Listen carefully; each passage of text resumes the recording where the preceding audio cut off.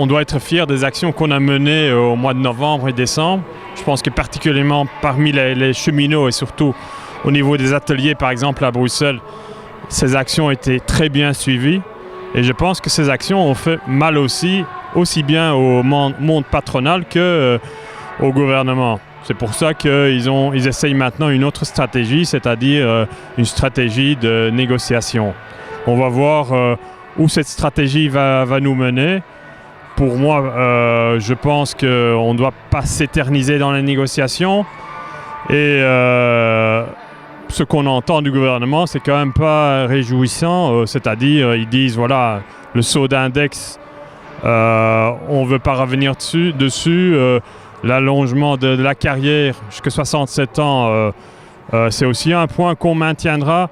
Ils ont aussi voté, ça touche particulièrement quand même les cheminots, les diminutions des budgets de la SNCB.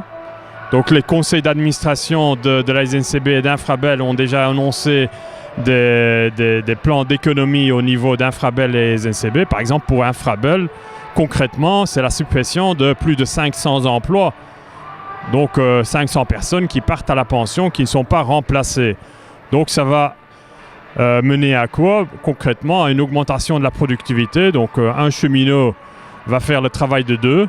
Et de l'autre côté, particulièrement ici à Bruxelles, il y a beaucoup de gens qui ont demandé une mutation.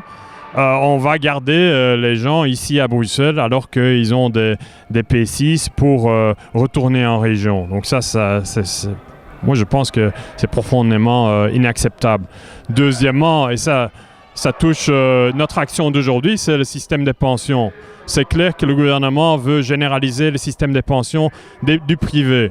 Il faut être très clair parce que on fait comme si les services publics sont des privilégiés. Mais le système des pensions des privés mène à la situation que 20% des pensionnés aujourd'hui, donc 1 sur 5 pensionnés aujourd'hui, vit dans la pauvreté. Faire travailler les gens plus longtemps alors qu'il y a 600 000 chômeurs, ça va mener à quoi? Si on ne crée pas d'emploi, ça va mener à une situation où les jeunes seront au chômage et les vieux vont se casser au travail.